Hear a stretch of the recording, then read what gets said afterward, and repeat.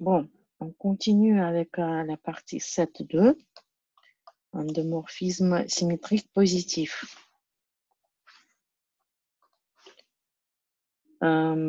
Définition. On regarde un endomorphisme phi symétrique. Et on dit que phi est positif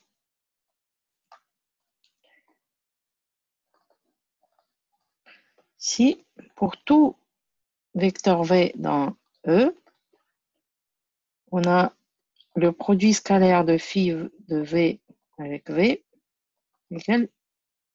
supérieur ou égal à 0. Défini positif, donc ça c'est positif, et défini positif si en plus positif si de plus on a pour tout V dans E, si phi de V est égal avec V est égal à 0, cela implique que V est 0. Donc on note notation. Donc l'ensemble des S plus E et S plus E, c'est l'ensemble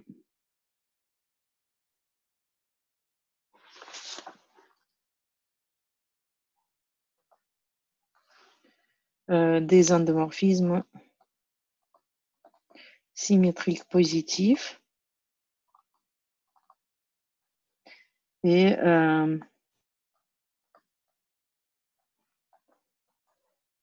alors, respectivement,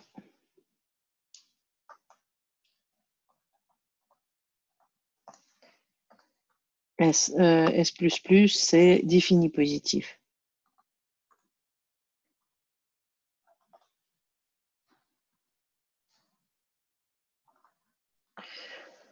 Proposition.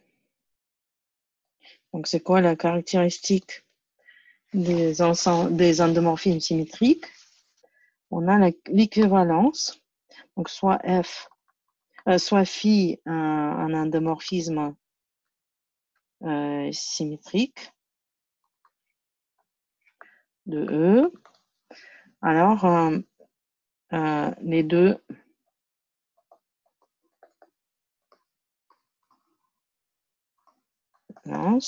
on a l'équivalence de deux énoncés. Donc, phi est positif ou défini positif.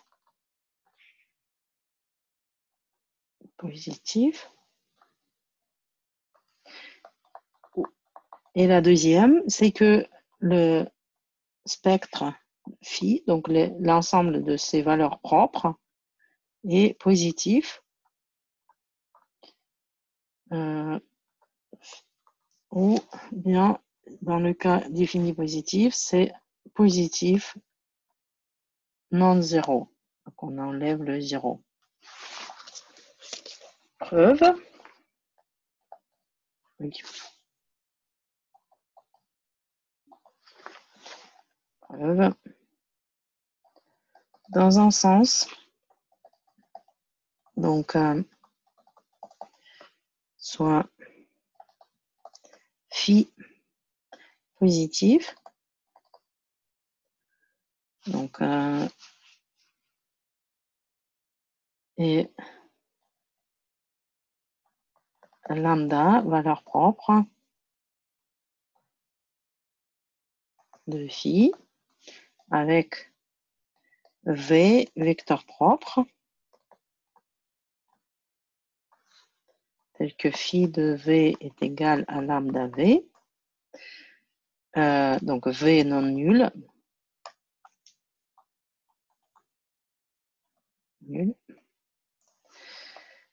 on regarde phi de V avec V, égale lambda V, V, donc par linéarité de produit scalaire, c'est lambda V, V.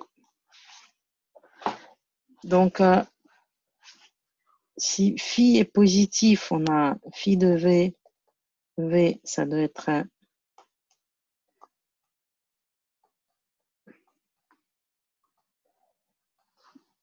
car ça doit être positif ou 0 car phi est dans S plus de E, ou bien supérieur à 0 si phi est dans S plus plus.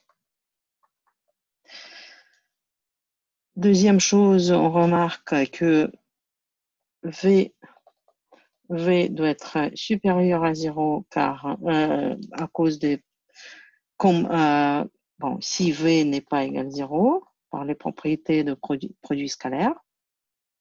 Produit scalaire.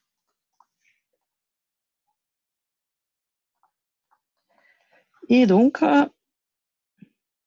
alors, lambda 1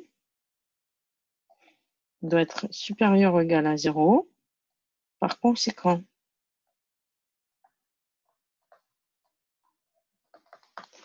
Donc, de cette expression-là, on a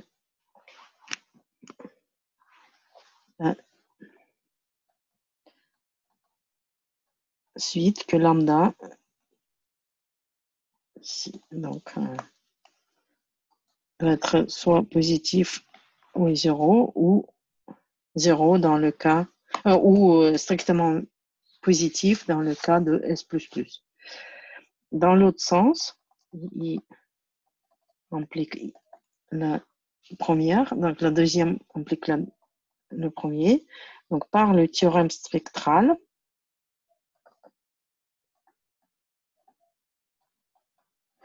il existe une base orthonormée,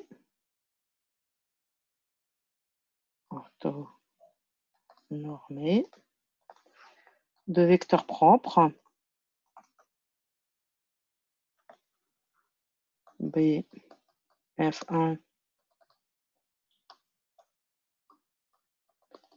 Fn et la matrice de phi dans cette base est diagonale lambda 1 lambda n. Donc par la supposition, le spectre est positif, donc tous les lambda i sont supérieurs ou égaux à 0. Lambda supérieur à 0 strictement. D'où, pour tout x dans E, x se décompose dans la base xi, fi, donc i de 1 à n, phi de fi est égal à lambda i, fi, c'est des vecteurs propres.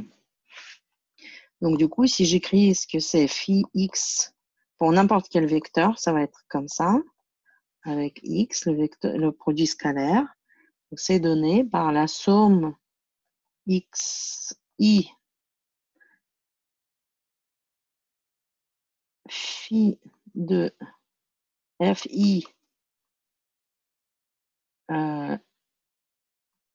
la somme i en n i en n xi fi égale à lambda, donc la somme i égale à n xi lambda i fi, la somme xi fi, i égale à 1 à n. Et c'est une base orthonormée, donc les seuls produits qui survivent, c'est les fi avec fi, pour les mêmes indices, égale à 1. Donc du coup, on a lambda I, la somme sur donc I de 1 à n, lambda I, xi au carré. Donc, on voit bien que c'est supérieur ou égal à 0 aussi. Lambda I sont tous supérieurs ou égal à 0, ou même plus fort que si le vecteur n'est pas nul. Donc, dans le cas de spectre strictement positif, on est sûr que cette somme soit strictement positive. Bon. Donc, on continue. Cela implique que pour tout x, phi I de x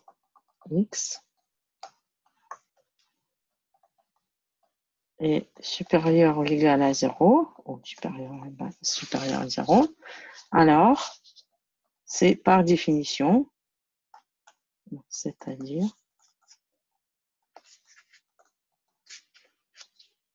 phi est dans S plus de E.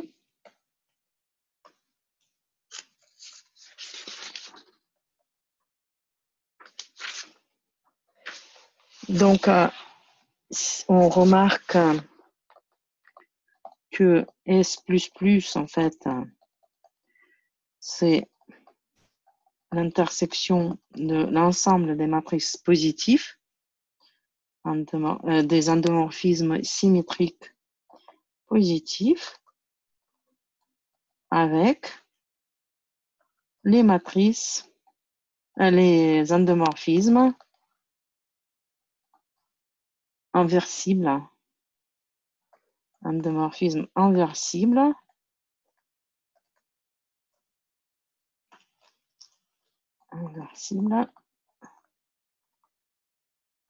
autrement dit, le déterminant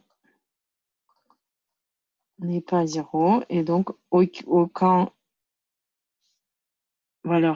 valeur propre, donc car 0 n'est pas dans la valeur propre, n'appartient pas au spectre de phi, alors phi est dans GLE. Donc on peut, du coup on a démontré ce qu'on voulait faire. Et on peut parler maintenant des matrices symétriques positives pour voir comment les endomorphismes symétriques positifs se manifestent dans une base. Donc A dans MNR symétrique est dite positif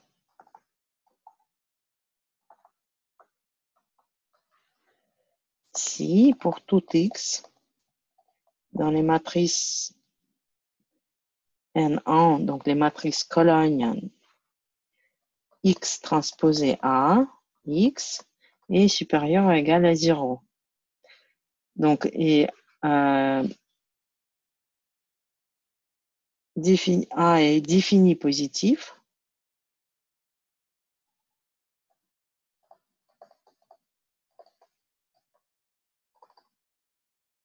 si de plus,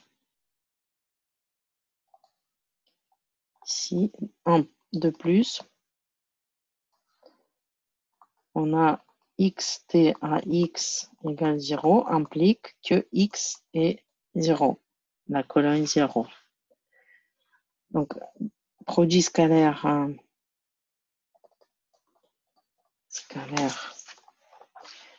canonique.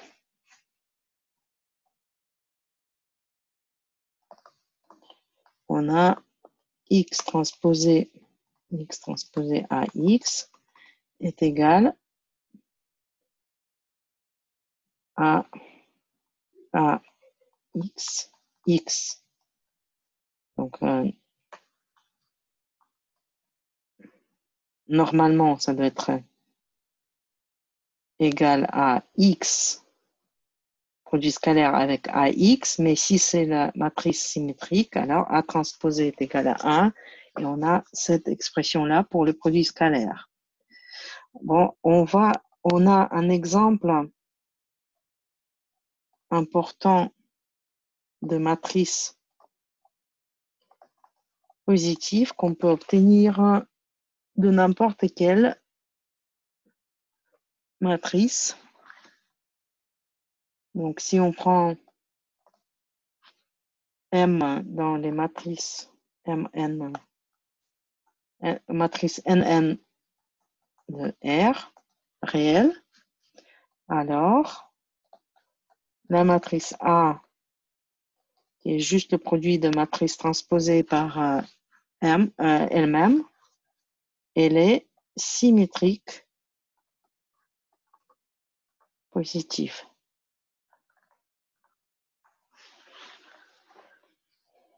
Bon, en effet, pourquoi elle est symétrique? Si je regarde ce que c'est A transposé, donc c'est M transposé M, on échange l'ordre de produit quand on prend la transposée, donc on a M transposé, transposé, donc ce qui est égal à M transposé M est égal à A. Donc symétrique. Et maintenant, pourquoi elle est positive?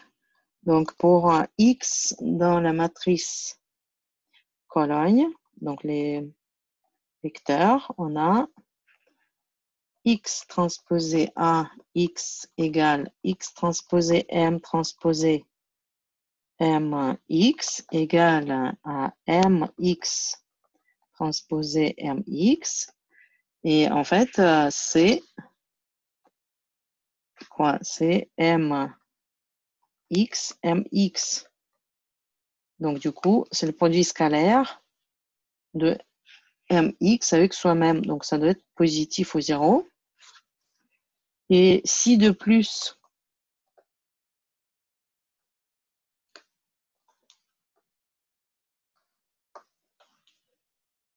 M, il est dans les matrices inversibles, alors A, qui est M transposé M, est symétrique défini positif.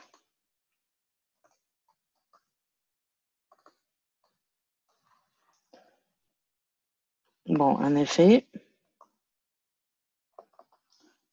X transposé à X donc est égal à Mx, Mx.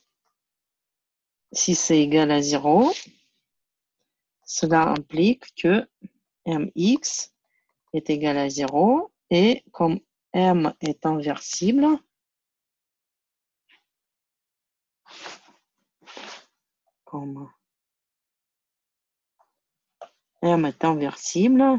alors X est égal à M moins 1, 0 est égal à 0.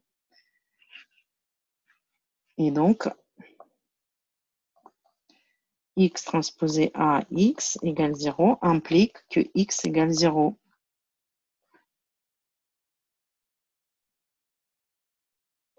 Bon, proposition. Soit A dans les matrices symétriques réelles, on a l'équivalence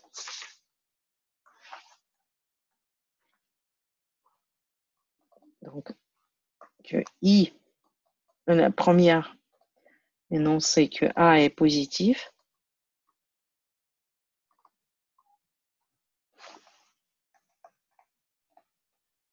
défini positif,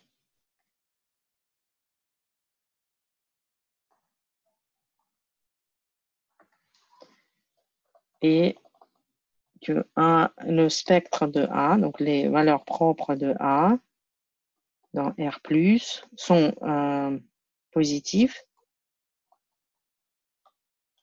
ou 0, ou si c'est défini positif, alors spectre de A doit être en R plus et 0 exclu. Et de plus, on a aussi le noyau de A transposé A égale au noyau de A et l'image de A transposé A est égale à l'image de A transposé. Bon, donc version endomorphisme.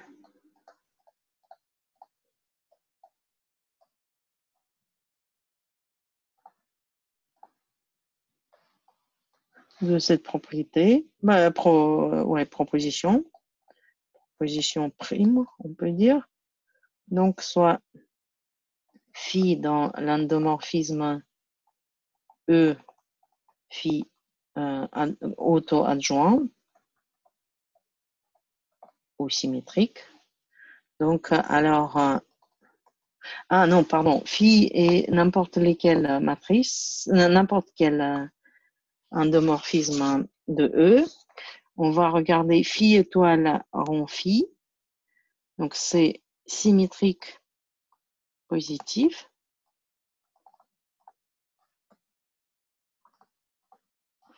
Alors, deuxième chose, phi étoile rond phi. Donc ça, c'est l'analogue de cet exemple important qu'on vient de voir. On montre que si on a n'importe quel endomorphisme de E, alors on peut créer un endomorphisme auto-adjoint ou positif. Alors, c'est symétrique S++, symétrique défini positif de E. Si seulement si le noyau de phi est vide, donc est égal à 0, donc c'est-à-dire que phi, c'est une bijection, donc il est inversible, c'est un élément du groupe des applications linéaires de inversible de E. Et donc, troisième chose, que le noyau de phi étoile rond phi est égal au noyau de phi et l'image phi étoile rond phi est égale à l'image de phi étoile. Donc, preuve. Première chose, donc f, soit f égale phi étoile rond phi. Donc, qu'est-ce que c'est f étoile? Donc, on va montrer que c'est auto-adjoint, donc c'est égal à phi, à f. Donc, ça, on a phi, on échange l'ordre encore. Donc, phi étoile, étoile. Donc, ça, c'est égal à phi dans la dimension finie. Et donc, on a le résultat que c'est une application symétrique. Donc, pour tout x dans E, f de x, qu'est-ce que ça donne? Ben, c'est phi étoile en phi de x égale à phi de x, par définition de l'adjoint, phi étoile.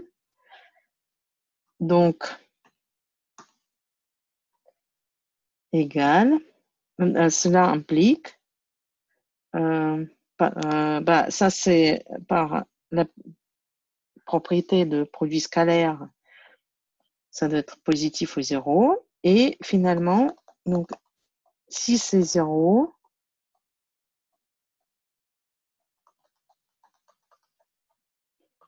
alors on a le produit scalaire de phi de x avec soi-même est égal à 0. Et cela implique, par les propriétés définies positives de produit scalaire, que phi de x est égal à 0. Bon, et donc, si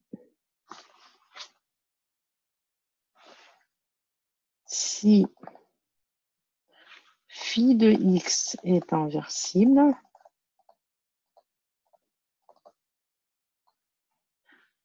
on a, si phi de x est égal à, et phi de x, pardon, si phi est inversible et phi de x est égal à 0, on a x égale phi de moins 1 de 0 est égal à 0. Donc, cela implique que si phi est inversible et phi de x est égal à 0, alors x est obligé d'être 0. Donc, si phi étoile rond phi est défini positif,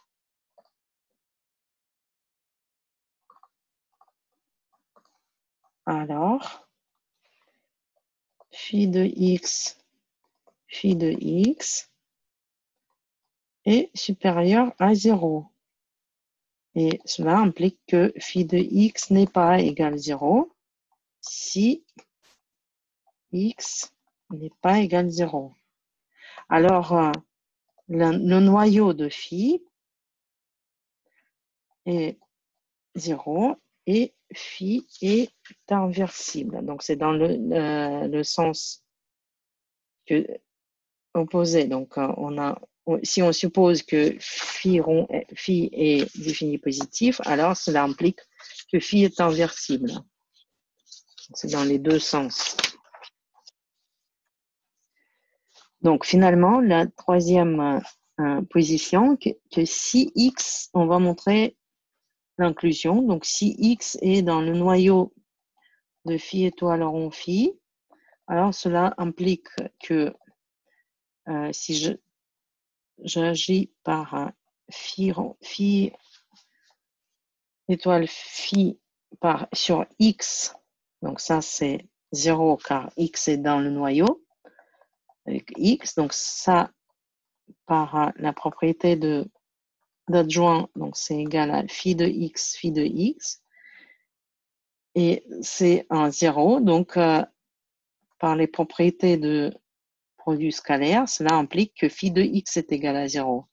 Donc, c'est-à-dire que x, il est dans le noyau, donc il est annulé par phi. Donc, on a montré, alors, que le noyau de phi est un sous-ensemble de noyaux de phi étoile rond phi. Et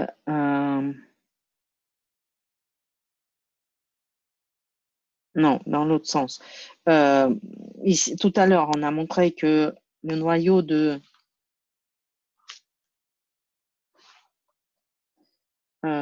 tout élément de noyau de phi étoile phi est dans le noyau de phi. On remarque que si x il est dans le noyau de phi, dans l'autre sens, c'est évident parce que cela signifie que si x il est dans le noyau de phi, alors phi de x est égal à 0. Alors, phi de x est égal à 0 et cela signifie que x est dans le noyau de phi étoile rond phi. Et donc ces deux-là, cela donne que le noyau de phi est égal au noyau de phi étoile rond phi. Donc pour le rang, pour l'image, on va montrer que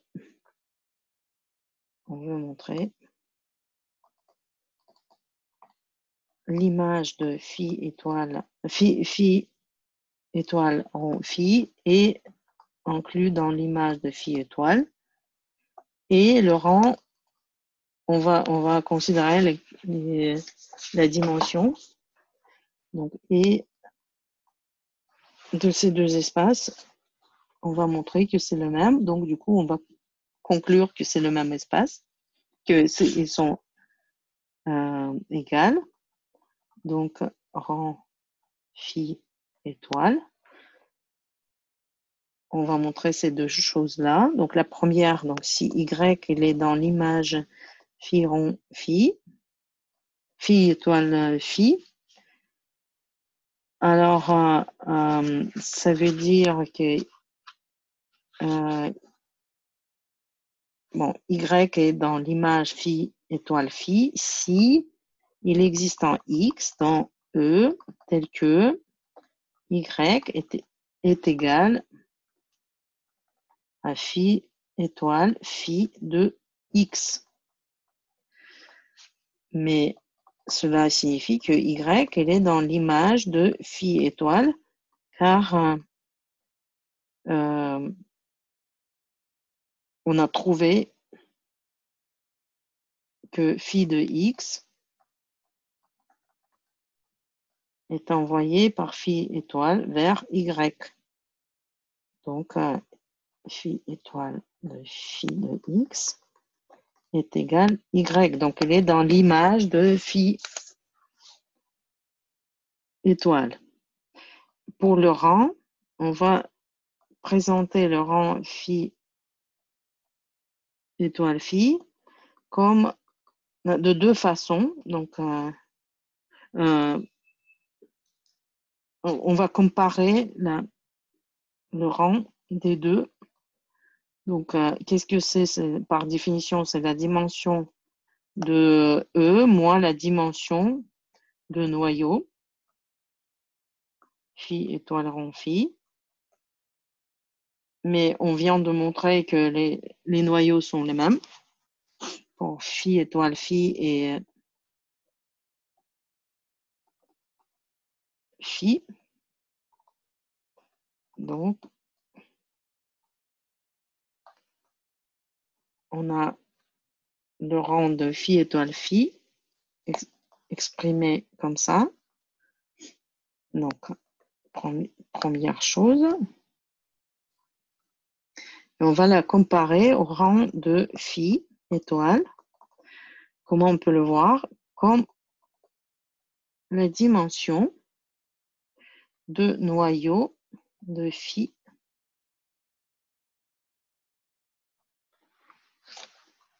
orthogonal. Donc, qu'est-ce que ça veut dire? Pourquoi on écrit ça? Donc, on écrit donc l'image, un élément dans l'image de phi étoile, phi de x, avec un y dans le noyau de phi. Donc ça, on remarque la chose suivante, que x est orthogonal à phi de y, parce que, bon, comme y est dans le noyau, phi de y est égal à 0, et donc on remarque que un élément de l'image de phi étoile est forcément orthogonal au noyau de phi. Donc, l'image de phi étoile est orthogonale au noyau de phi. Mais ça veut dire que l'image de phi étoile est égale à l'orthogonale de phi. Et donc, ici, c'est quoi l'orthogonale de phi? La dimension de l'orthogonale de noyau de phi, bah, c'est la dimension de E moins la dimension de noyau de phi. Dimension de E moins. Donc, on reconnaît la même formule. Et donc, ces deux-là nous donne que le rang de phi étoile rond phi est égal au rang de phi. Et tout à l'heure, on a montré qu'il y a une inclusion, n'importe quel élément dans l'image de phi étoile phi et dans l'image de phi étoile. Donc, on conclut le résultat. Et donc, il nous reste encore une décomposition polaire qui va suivre dans ce chapitre.